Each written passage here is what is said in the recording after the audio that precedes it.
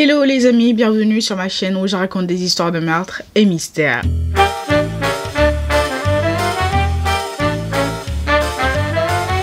Pour les nouveaux, bienvenue, je m'appelle Osnel et je suis là tous les mercredis et les samedis pour vous raconter les histoires les plus sordides, les histoires les plus what the fuck qui existent dans ce monde. Alors si tu passes par là et que mon contenu te plaît, n'hésite pas à t'abonner, à activer la cloche de notification et surtout à venir me suivre sur Instagram. Et pour les anciens, well y'all know, y'all my babies, thank you, merci de faire partie de l'aventure meurtre et mystère. Alors juste avant de commencer, je tiens à vous rappeler que ce contenu s'adresse à un public averti, ce contenu est déconseillé au moins de 12 ans. Alors aujourd'hui, nous allons parler d'une histoire dont le procès a récemment eu lieu et dont on attend encore la peine de prison.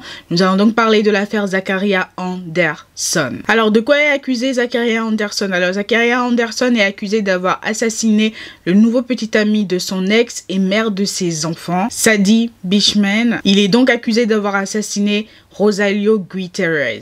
Alors l'histoire débute en février 2020 lorsque Sadie Beachman, elle met fin à sa relation avec le père de ses enfants, Zachariah Anderson. Et peu de temps après avoir mis fin à sa relation avec son ex-compagnon, elle entame une relation avec Rosalio Gutierrez, un homme de 40 ans. Alors, dès que Zachariah a eu vent de cette relation, il s'est mis à stalker le couple, mais principalement, il s'est mis à stalker Rosalio à partir d'avril 2020. Prenant l'exemple de la nuit du 24 avril 2020, Zachariah, qui avait la garde de ses enfants, a tout simplement décidé d'emmener sa fille aînée avec lui. Donc, il est parti de chez lui, il s'est rendu au domicile de son ex-compagne pour regarder par la fenêtre Sadie et son nouveau compagnon Rosalio. De plus, ce soir même, il a fouillé le véhicule de Rosalio, il a pris en photo sa plaque d'immatriculation avant d'aller sonner chez Sadie. Il a sonné et ensuite il s'est enfui. Et ce soir-là même, il a raconté à sa fille aînée qu'il allait suivre et surveiller Rosalio de temps en temps, histoire de lui montrer qui est l'homme. Like, wow, ok. Ok, donc cette histoire nous emmène donc au 17 mai 2020. Ce jour-là, Zachariah s'est rendu chez Rosalio et on suppose qu'il l'aurait battu à mort. Je dis on suppose parce qu'on n'a tout simplement jamais retrouvé le cadavre. Et en plus, on n'a que des preuves indirectes contre lui.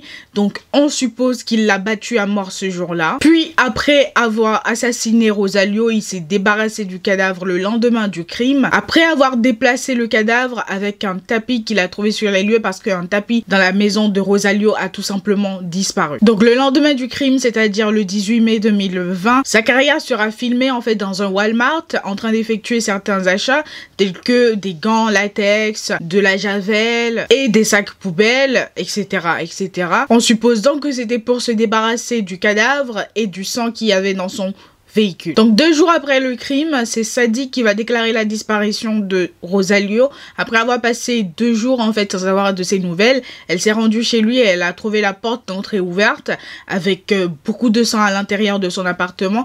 Donc elle a appelé la police, elle a tout simplement déclaré la disparition de Rosalio. Donc une fois la police arrivée sur les lieux, ils vont tout de suite considérer que Rosalio était décédée dû à la quantité de sang qu'ils ont retrouvé dans son appartement. Donc ils vont poser des questions à Sadie et c'est là que Sadie va leur parler de son ex Zachariah Anderson et va leur raconter que celui-ci les stalkait et qu'il devait être considéré comme un suspect potentiel. Alors la police est immédiatement donc rendue chez Zachariah pour perquisitionner son domicile. Ils ont perquisitionné son domicile, son véhicule, etc.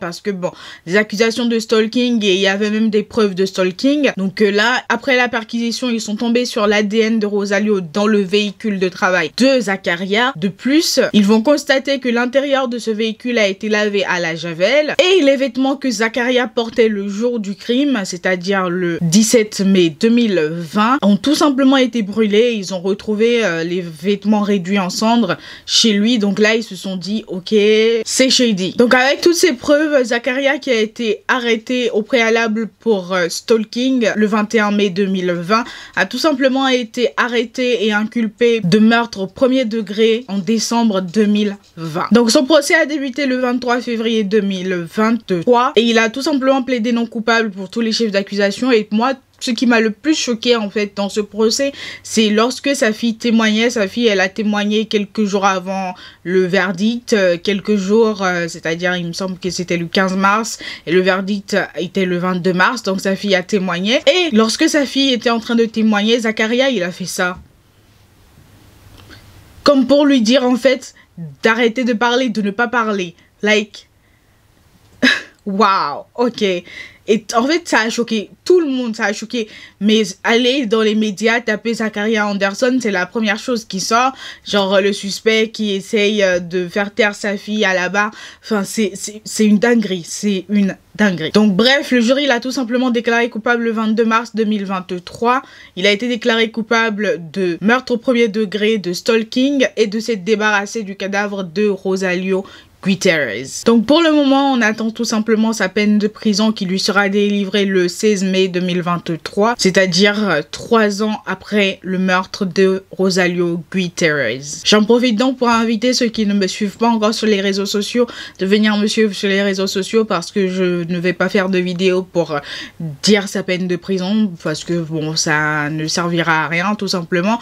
Je vais tout simplement vous informer de sa peine de prison sur mes réseaux sociaux, donc n'hésitez pas à venir me suivre sur mes réseaux sociaux. Donc voilà les amis, l'histoire d'aujourd'hui, j'espère qu'elle vous aura plu. On se retrouve une prochaine fois pour une nouvelle histoire. En attendant, je vous souhaite une bonne journée, portez-vous bien et faites de bons choix. Bye guys. Mouah.